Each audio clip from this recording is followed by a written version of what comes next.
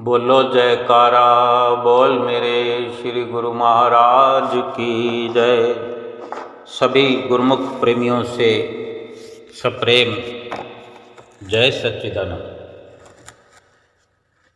जब से हम इस दुनिया में आए हैं, मनुष्य जीवन में एक गरूर सा लिए हुए हम हर वक्त गुरूर में मुब्तला रहते हैं। घमंड कहें, गुरूर कहें या अहंकार कहें, लेकिन कभी सोचते नहीं हैं कि अहंकार किस बात का है, किस बात का घमंड हमें हुआ जा रहा है, किस घमंड में हम जी रहे हैं। ये पता तो होना चाहिए कि हमारे पास क्या ऐसा है जिसका हमें घमंड करने का अधिकार है और किसने ये अधिकार हमें दिया है, क्यों कर रहे हैं हम घमंड, पता होना चाहिए। और संत महापुरुष तो बताते हैं कि जो कुछ भी आपके पास है वो एक अमानत की तरह है, और दूसरों की अमानत पर भला हम घमंड कर रहे हैं। दूसरों की अमानत का क्या घमंड करना, बल्कि अमानत की तो रक्षा करनी होती। अमानत से काम लिया जा सकता है, लेकिन अमानत को संभाल के रखा जाता है, क्योंकि अमानत पर घमंड नहीं किया जा सकता। जैसे इस दुनिया में हम एक परिवार के साथ रहते हैं, तो बड़े बुजुर्ग कहते हैं कि बेटा जो है वो बहू की अमानत है। बेटे पर भी घमंड नहीं करना कि वो तो बहू ले जाती है कि नहीं, उसका अधिकार होता है। तो बेटा बहू की अमानत हुआ, और बेटी जो है वो दामाद की अमानत है, दामाद के साथ चली जाती है। ये थोड़े शब्दों में समझाया जाता है। हमारा जो शरीर है ये अमानत है, अमानत ही तो है। ये शमशान की अमानत है। शमशान तक पहुंच करके फिर इसकी सारी उधेड़ बुन समाप्त हो जाती है। हम जो घमंड करते हैं कि ये शरीर मेरा सुंदर है, ये मेरा शरीर ताकतवर है, इस शरीर के अंदर मेरे कला है, मेरे को ये हुनर है, ये हुनर है, इस प्रकार की बातें दिमाग में रखते हुए हम घमंड करते हैं। तो ये शरीर तो शमशान की अमानत है। और जो जीवन हम जी रहे थे, जीवन जिंदगी जिसको कहते हैं, वो मौत आने पर ये जीवन यानी मौत ले जाती है। कहते हैं ना कि फलां व्यक्ति को मौत आ गई, उसको मौत ले गई, वो मौत के मुंह में समा गया। ये जिंदगी मौत की अमानत है। ऐसी और बहुत सी अमानतें हैं, लेकिन मुख्य मुख्य शब्दों से समझा जा सकता है। जो कुछ भी है हमारे पास अमानत है। हमारे पास जो श्वास हैं वो भी अमानत है। अमानत जो कि वापस देनी पड़ती है, तो अमानत हंस के वापस करनी चाहिए कि अमानत को अपना बनाकर किसी गुरूर में फूले रहें कि हमसे वापस मांगी नहीं जाएगी, ये अमानत ली नहीं जाएगी, इस गलत फहमी में रह करके। लेकिन जो वस्तु जिसकी अमानत है वो मांगेगा तो सही। अमानत को अपना समझना एक प्रकार की बेईमानी है, बेईमानी ही है। याद रखना चाहिए, यहाँ कोई किसी का नहीं है। गुरुमुखों, प्रेमियों, हम जिन पर भरोसा करते हैं, जिनको अपना समझते हैं, ये संतों महापुरुषों के अटल फैसले हैं, अपने अनुभव हैं उनके, जो हमें आगाह करते हैं कि यहाँ कोई किसी का नहीं है। हम चाहे तो लाख पकड़ने की कोशिश कर लें, मगर हमारी मुट्ठी में कुछ भी आने वाला नहीं है इस दुनिया से। अमानत की सार संभाल तो करनी होती है, मगर उसे अपना समझने की भूल नहीं करनी होती है। हम वही भूल कर रहे हैं कि अमानतों को अपना समझ रहे हैं। हम जिस घर में रहते हैं वो भी अमानत है, जिस कारोबार को करते हैं वो भी अमानत है। हमारे आंखों के सामने देखते देखते ये अमानतें हमारे हाथों से छिन जाती है। जिस बेटे पे इतना गुरूर किया जाता है, जिस बेटे को पाल पोस कर बड़ा करते हैं, एक अमानत के तौर पर पालना पोसना एक नियम के तहत ठीक है, एक नियम, एक ड्यूटी जो प्रभु ने हमें दी है। ड्यूटी से अलग जो अमानत की न्याय है, उस पर अपना अधिकार जमा लेना, ये सरासर गलती है। दुखी होने वाला बीज बो देते हैं हम इस प्रकार मालिक बनकर, अमानतों के मालिक बनकर। बल्कि अमानत की साज संभाल करें। परिवार मिला है, उसकी साज संभाल करें, उसका ध्यान रखें, उनका लालन पालन पोषण करें। एक परोपकार का जज्बा भीतर हमारे होना चाहिए। ये शिक्षा संतों से प्राप्त होती है, क्योंकि संत ही परोपकार करने की खातिर इस दुनिया में आते हैं, और उनके संपर्क में जो आते हैं, हम जैसे गुरुमुख अगर संतों महापुरुषों की शरण में ना आए होते तो क्या उपकार का जज्बा अपने दिल में रख पाते? कितने हजारों लाखों गुरुमुख आप जैसे परोपकार की भावना लिए सेवा भावी बने हुए सतगुरु की प्रसन्नता प्राप्त कर रहे हैं। ऐसे गुरुमुख सदैव याद रखते हैं कि ना ये घर मेरा है, ना परिवार मेरा है, ना ये मिलने जुलने वाले मित्र कुटुंबी कोई भी मेरा नहीं है। सब थोड़ी थोड़ी देर के लिए मिले हैं, कोई कहीं साथ छोड़कर चले जाएंगे। मेरा घर लगा रखा है हमने। ये हमारी बुद्धि की कमी है। जिनको संतों महापुरुषों की नसीहतें पसंद आती है, जो नसीहतें मानते हैं, वो हर वस्तु को, एक एक श्वास को अमानत समझते हैं और एक एक श्वास को संभाल कर रखते हैं, उसकी सार संभाल करते हैं। इस शरीर जो अमानत है, इसकी भी संभाल करते हैं। इसकी संभाल, इसको क्या इतर फुलेल लगाने से, क्रीम पाउडर लगाने से, या इसको ज़्यादा बढ़िया बढ़िया खाने खिलाने से इसकी संभाल नहीं होती, बल्कि शरीर से परोपकार कर लिया जाए, शरीर से परोपकार हो जाए। और परोपकार की भी कई प्रकार से तस्वीरें होती हैं। परोपकार वो होता है सही मायने में जो निष्कामता को लिए हुआ, जिसके बदले में कोई चाहना ना हो। मदद ऐसी करे कि उससे किसी प्रकार की चाहना न रखे। मदद करने के एवज में चाहना वो रखता है जो भिखारी है, कंगाल है एक तरह का, कि देने से पहले लेने की ख्वाहिश रखता है, किसी न किसी वस्तु का, किसी उम्मीद का ख्वाहिशमंद है। लेकिन जिन गुरुमुख प्रेमियों को अपने सतगुरु पे भरोसा है, जिसको सतगुरु के चरणों रूपी भंडार से जिसका नाता जुड़ा है,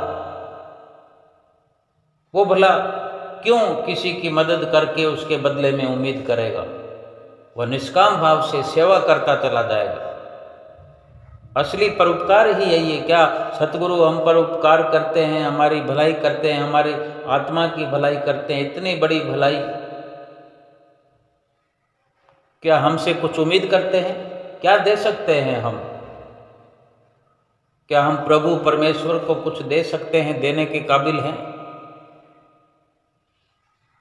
सतगुरु स्वयं अपनी मौज से उपकार करने के लिए इस धराधाम पर अवतरित हुए और हमें उपकार की परिभाषा सिखा करके उपकार के जज्बे से भरपूर करके उपकार करना सिखाते हैं। सतगुरु स्वयं नाम को जपते हैं, फिर वही नाम हमें जपने के लिए देते हैं। जपा जपाया नाम हमें देते हैं। सब मुश्किलों का सामना स्वयं करते हैं। नहीं तो हम याद करें कि अगर भक्ति जो हमारे सतपुरुषों ने, हमारे आदरणीय संत जनों ने, भाई जनों ने, भक्त जनों ने, हमारे बुजुर्गों ने जो श्री आनंदपुर दरबार की नींव को रखा, उस वक़्त का क्या स्वरूप था क्या हम जानते नहीं। श्री ग्रंथ में, अमर ज्योति ग्रंथ में सब कुछ वर्णन है। और जो अभी एक और बड़ी कृपा हुई, श्री हुजूर सतगुरु दादा दीनदयाल महाराज जी की एक नव ग्रंथ श्री अमर ज्योति दर्शन ग्रंथ हमारी झोली में दे करके एक बड़ा परोपकार किया। सुंदर सुंदर वचनों से भरे पड़े हैं, लेकिन हम क्या ऐसी भक्ति आज कर रहे हैं? आसान से आसान भक्ति करने के लिए हमें सतगुरु ने हम पर उपकार पर एक और उपकार किया है कि सब कुछ आप करन करावनहार इतने सुंदर सुंदर नज़ारों से भरपूर कर दिया श्री आनंदपुर धाम को, श्री प्रयाग धाम को, श्री संत नगर को, और वहाँ आमंत्रित करके महज एक सेवा का सिलसिला चलाया हुआ है। उसमें केवल हाथ लगाने जैसी आज्ञा फरमाते हैं और हमें सेवादार बना देते हैं, गुरुमुख का दर्जा देते हैं। सुमरन करने के लिए मात्र 2 घंटे की हमें बैठ करके सतगुरु की आज्ञा की पालना करनी है। दिल से, भाव से मन को अपने कंट्रोल में करना है, एकाग्र करना है। बाकी सब कुछ सतगुरु ने करके रखा हुआ है। हमें तो केवल मन की तरंग को मारना है। मन की तरंग मार लो, बस हो गया भजन।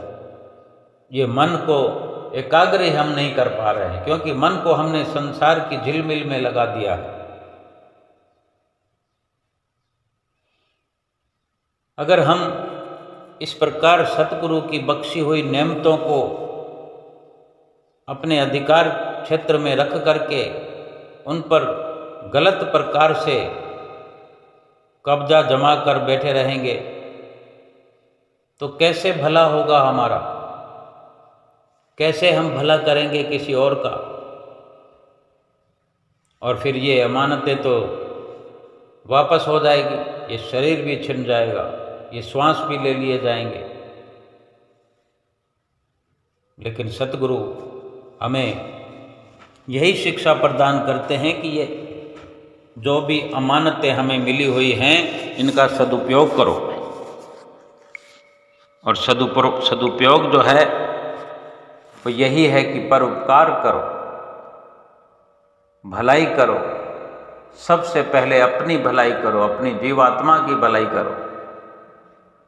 अगर हम अपनी जीवात्मा को उबार सकते हैं पाप कर्मों से, तो फिर जो चीज़ किसी से मिली हुई है, उधारी लाई हुई है, उधार में मिली हुई है या मांगने से मिली हुई है, वो अपने कैसे हो सकती है? और हम यही भूल कर रहे हैं कि उसको अपना बनाकर बैठ गए हैं। और जो सचमुच में हमारा है, जो हमारा था, हमारा है और हमारा ही रहेगा, उसकी ओर हम ख्याल नहीं करते। आज तक हमें होश ही नहीं है। इस सच्चाई को हमने कभी जाना नहीं, कभी पहचाना नहीं। केवल संसार की इस दुनिया की चमक दमक में लग करके, चमक दमक में भूल करके ये हम याद ही नहीं कर पाए हैं कि हमारा अपना है कौन। जब शरीर अपना नहीं है, श्वास अपने नहीं है, घर परिवार अपना नहीं है, बाल बच्चे अपने नहीं हैं, फिर अपना है कौन? अपने हैं परम पिता परमेश्वर। और हम कौन हैं? हम हैं जीवात्मा।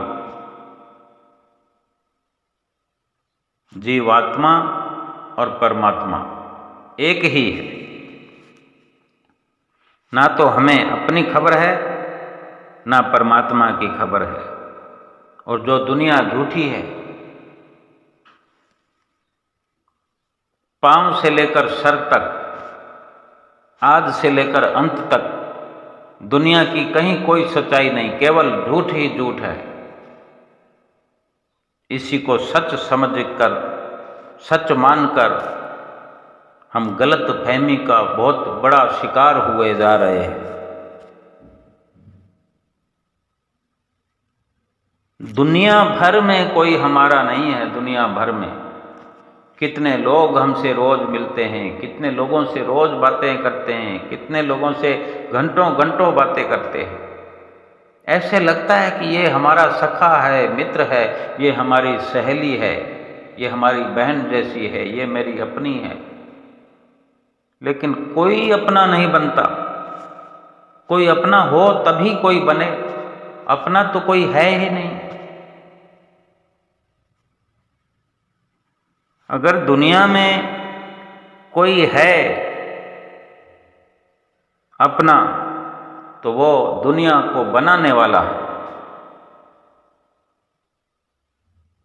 फिर उसको हम अपना बना सकते हैं। हमारा पूरा अधिकार है कि हम उसको अपना समझें, उसको अपना बनाएं, उससे दिल लगाएं, उससे बातें करें।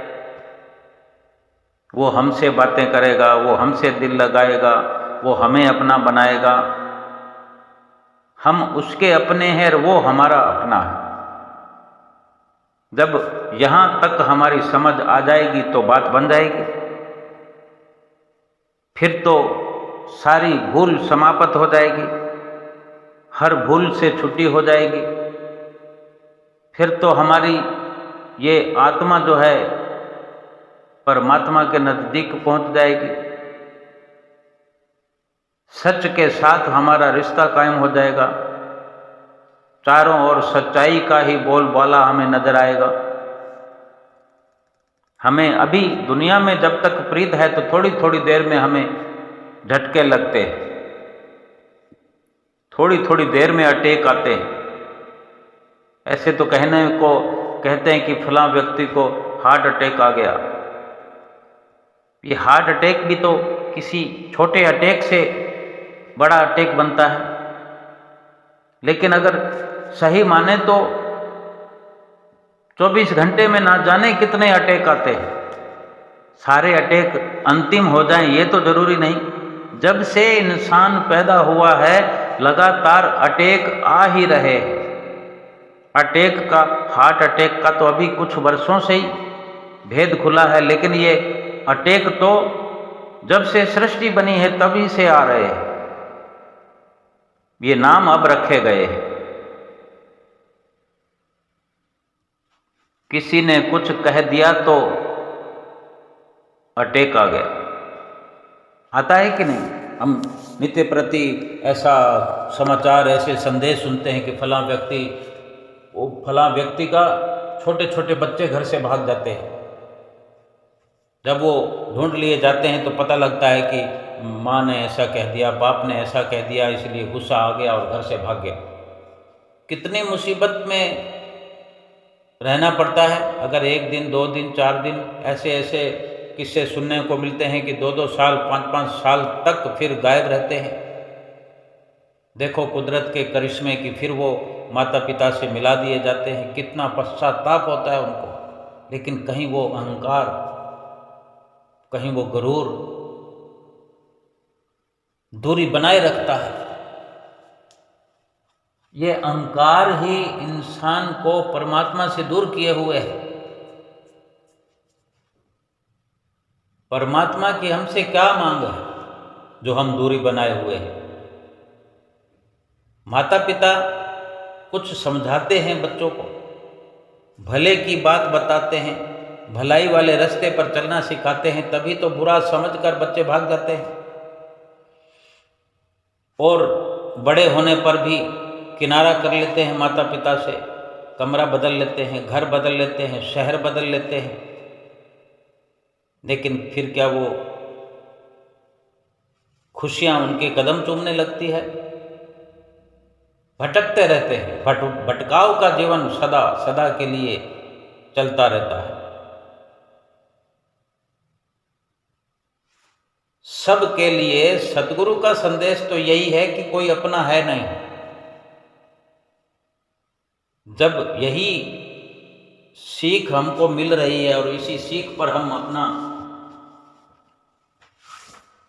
केंद्र बिंदु बनाए, अपना फोकस करें, तो ना तो किसी पर उम्मीद करेंगे, ना किसी से मोह करेंगे, ना किसी से लोभ करेंगे, ना किसी भी प्रकार की अमानत का अहंकार करेंगे, घमंड करेंगे, और ना कोई दुख व्यापेगा।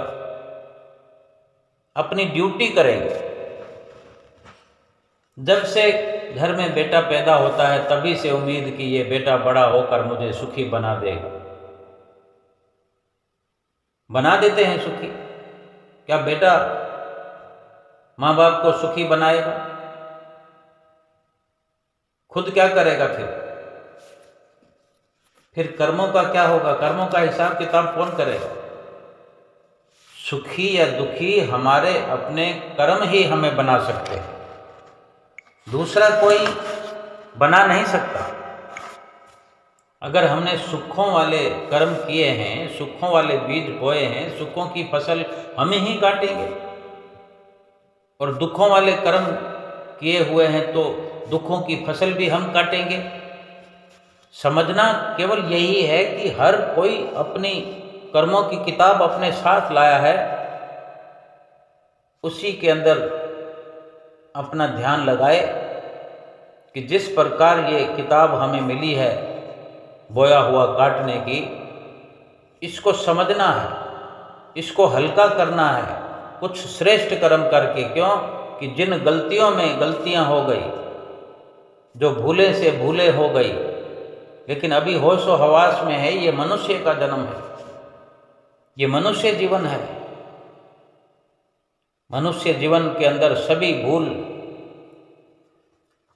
बख्शवाई जा सकती है, सभी भूलें समाप्त की जा सकती है और नई फसल बोई जाती है, सुखों वाली फसल बोई जा सकती है। ये सतगुरु हमारे श्री परमहंस अवतार श्री परमहंस दयाल महाराज जी ने ये जो दरबार बनाया है, इस प्रकार की शिक्षा से शिक्षित करने के लिए सतगुरु स्वयं अपनी संत मंडली के साथ हमारा मार्गदर्शन कर रहे हैं, मार्गदर्शक बने हुए हैं, राह दिखा रहे हैं, रास्ते पर चला रहे हैं, रास्ते पर आने वाली तकलीफ़ों को स्वयं दया करके, कृपा करके, आशीर्वाद से हटा रहे हैं, तकलीफ़ों को मिटा रहे हैं। और क्या चाहिए हमें? हमारे जीवन में सुख ही सुख बरसा रहे हैं, वो शिक्षा प्रदान करते हैं जो हम ऐसी निष्काम कर्मों की खेती करके, बीज बो के, निष्काम कर्मों के बीज बो करके पहले वाली पापों की जो दुखों वाली फसल है उसका भी निपटारा कर रहे हैं, कर सकते हैं, और आगे के लिए भी सुखों का खुशहाल जीवन हमारे लिए फसल तैयार हो जाए सुखों वाली। ये सतगुरु की अपार दया से संभव है। सबसे पहले इस बात को हमें समझना होगा कि कुछ भी हमें इस संसार में मिला हुआ है, कुछ भी, जब शरीर की बात आ गई, श्वासों की बात आ गई, तो बाकी फिर रहा क्या? जब ये शरीर भी अमानत है, श्वास भी अमानत है, ना शरीर का घमंड करना है, ना श्वासों का घमंड करना है, सदुपयोग करना है। शरीर का भी, श्वासों का भी। और सतगुरु की मौज पर चलना है, सतगुरु के पथ प्रदर्शन में चलना है। सतगुरु ही हैं इस दुनिया में जो हमारे अपने हैं, जिन पर हम अधिकार कर सकते हैं, हमारा पूरा अधिकार है। बाकी दुनिया में हम चाहे जितनी मर्जी लाख कोशिश कर रहे हैं, सारा संसार कोशिश कर रहा है। बड़े बड़े राजा महाराजा यहाँ पर कोशिशें करते चले गए, खाली गए, कुछ भी मुट्ठी में हाथ नहीं आया, एक मुट्ठी भर के भी कुछ नहीं ले गए। जिनके घर अशरफियों के ढेर थे, घोड़ों के, हाथियों के तबेले थे, सब के सब यहीं छोड़ गए। हजारों हजारों नौकरों के लश्कर थे, हाथ बांधे हुए खड़े रहते थे, कोई काम नहीं आया। और झूठे अभिमान में, मिथ्या अभिमान में, घमंड में चूर रह करके इस संसार से खाली हाथ चले गए। उनका नामो निशान मिट गया, पता नहीं कहाँ गए। और जो सतगुरु की आज्ञा व मौज पर चलता है, उनका तो आज भी पता रहता है, कल भी पता रहता है कि वो सतगुरु के धाम में सकुशल पहुँचते हैं, सतगुरु के साथ यहाँ भी रहते हैं। और शरीर के चले जाने पर, शरीर छोड़ने पर भी जीवात्मा परमात्मा के धाम में उज्जवल मुख होकर पहुँचती है। सतगुरु को ही अपना बनाना चाहिए। सतगुरु ही अपने हैं, सतगुरु ही ऐसे हैं जो शाश्वत सच्चिदानंद घन परमात्म स्वरूप कल भी थे, आज भी हैं और कल भी रहेंगे। पहले भी थे, आज भी हैं और बाद में भी रहेंगे, सदा सदा। हम क्षण भंगुर वस्तु, नाशवान वस्तुओं में हाथ मारते फिरते हैं और उन पर घमंड करते फिरते हैं। कुछ हाथ आ जाता है तो हम फूले नहीं समाते, उन्हीं का घमंड करते हैं, उन्हीं का मान करते हैं जो अपने नहीं हैं। उन पर घमंड करके, अहंकार करके जो अपना है उसको सर्वदा सर्वदा के लिए भुला देते हैं। यही सबसे बड़ी भूल है, यही दुखों का कारण है। कोई मीठी मीठी बात करता है, थोड़ी देर तो उसके छलावे में चले जाते हैं, ठगी में आ जाते हैं। ये संसार ठग है, चारों ओर ठग फिर रहे हैं अपना फंदा लेकर हमें फंसाने के लिए। जहां चूक हुई नहीं कि ठगे गए, और ऐसी ठगी करते हैं कि फिर सीधा नहीं होने देते। एक एक श्वास, एक एक कदम संभल संभल के रखना है, एक एक श्वास संभल संभल के खर्च करना है। यही सतगुरु की पाक पवित्र शिक्षा है।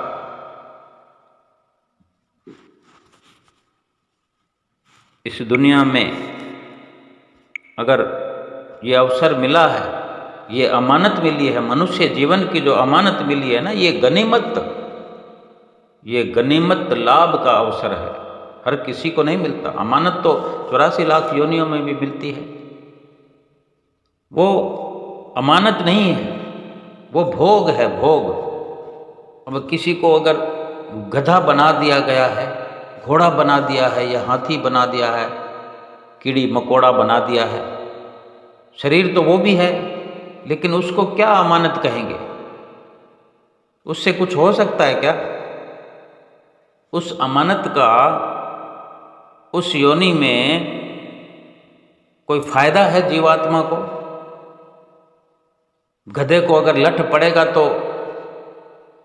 आत्मा भोगेगी।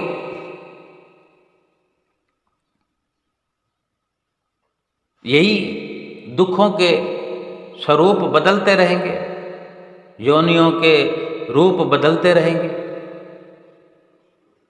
लेकिन मनुष्य जीवन के अंदर यह अवसर है कि इन दुखों से बचा जा सकता है। इसीलिए इस शरीर को अमानत कहा है। श्वास तो 84 लाख योनियों में भी चलते हैं, लेकिन उनका लाभ क्या है? वो जैसे चलते हैं चलते रहेंगे। लेकिन मनुष्य जीवन में श्वास को मनुष्य स्वयं अपनी मर्जी से चला सकता है।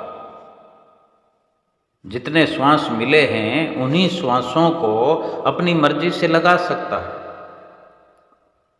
कबीर मन तो एक है, भावें जहां लगाए, भावें गुरु की भक्ति कर, भावें विषय कमाए। ये मन एक ही है, एक ही तरफ लगेगा। यानी इंसान का जो वजूद है उसका लाभ प्राप्त करना है तो दो ही रास्ते हैं, एक माया का, एक भक्ति का। एक भगवान वाला रास्ता है, एक माया वाला रास्ता है। अब फैसला जीव के अपने हाथ में है कि वो किस रास्ते पर लाभ कमाने की अपनी सोच से कोशिश करता है। भगवान वाले रास्ते पर चल पड़ेगा तो वास्तव में भगवान वाला रास्ता लाभ वाला है, लाभ प्राप्त हो जाएगा।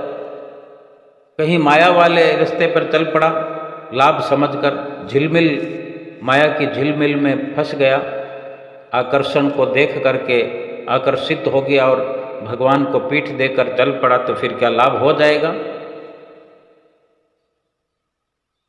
लेकिन जिसको सतगुरु की चरण शरण प्राप्त है, ये मनुष्य जीवन प्राप्त होने के बाद, मनुष्य शरीर प्राप्त होने के बाद सतगुरु की चरण शरण मिल गई है, वो शरीर रूपी अमानत, श्वासों रूपी अमानत, ये संसार रूपी अमानत, ये पूरा संसार अमानत के तौर पर मिला हुआ है। इसको हम अमानत के नज़रिए से देखें और इस अमानत से पूरा लाभ उठा जाए।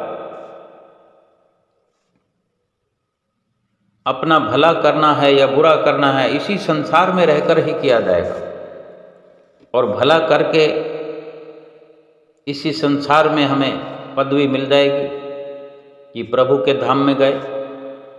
और जो माया के शिकंजे में फंस कर कर्म किए तो इसी संसार में ही भुगतने के लिए आते रहना पड़ेगा लगातार। जैसे 84 लाख योनियां हमारी आंखों के सामने दुख भोग रही है, और हम भी उन्हीं की तरह इस मनुष्य जीवन में भी दुख भोग रहे हैं। तो फिर 84 लाख योनियों में और मनुष्य योनि में क्या फर्क हमने साबित किया? क्या फर्क रह गया? बल्कि अधिक दुख तो मनुष्य योनि में दुख पाने से हुआ। अफसोस हुआ कि मनुष्य योनि पाकर भी दुखों का शिकार बनते रहे और अंत में दुखों का भंडार मिल गया, 84 लाख योनियों का उपहार मिल गया।